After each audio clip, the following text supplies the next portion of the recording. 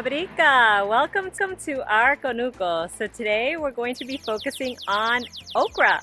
This is my first year planting okra and I wanted to show you how beautiful it is. You can actually see a gorgeous okra flower right behind me. So let's learn a little bit about okra and how it came to the Americas. So this is where we're planting okra this year. You'll notice I have a few okra trees all along this edge.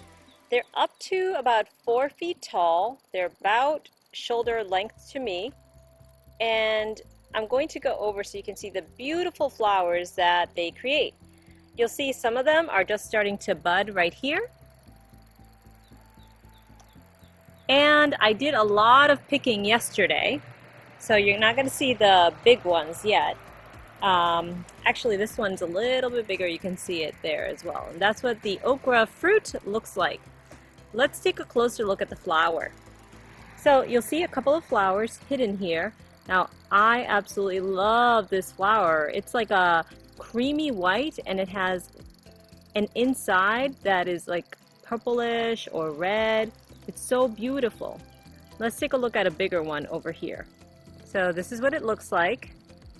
And so they come out maybe for a couple of days and then right at the stem they kind of fall off and then you're gonna see a beautiful okra fruit or pod growing, and it looks like that.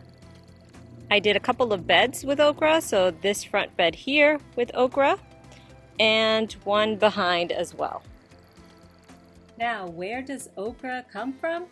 Well, okra, as we know it in English, comes from Africa. It was not in the American continent until after the slave trade began.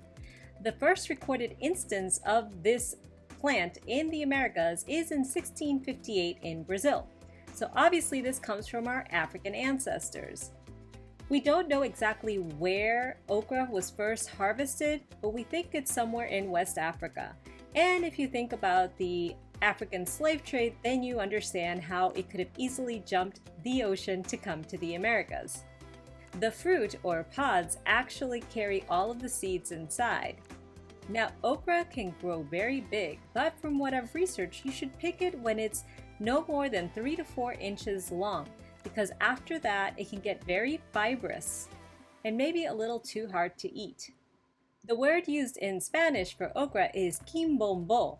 And this actually has its direct roots in many African languages.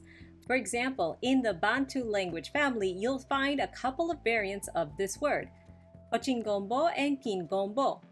Even the word gumbo comes from those words for okra in the Bantu languages. And actually, that is how okra is usually eaten in the Caribbean, in a stew or gumbo. But cooking okra in this way does produce a bit of a slimy texture. So one of the other ways that you can cook okra is by slicing it very thinly, coating it in a flour or a batter, and then deep frying it, and it will give it a crunchy taste and avoid that sliminess that may not be so appetizing. So I hope that I've inspired you to grow okra. It is super easy to do. And you're gonna get beautiful flowers just like that. I would grow okra just for the flowers. And actually, the flowers are wonderful for pollinators such as a hummingbird. In Taino, the word is colibri. As I was stepping outside, I saw one zooming by. So if you want your conuco garden or farm to prosper, plant some okra. It's wonderful for the pollinators and for you too. In the meantime, happy planting!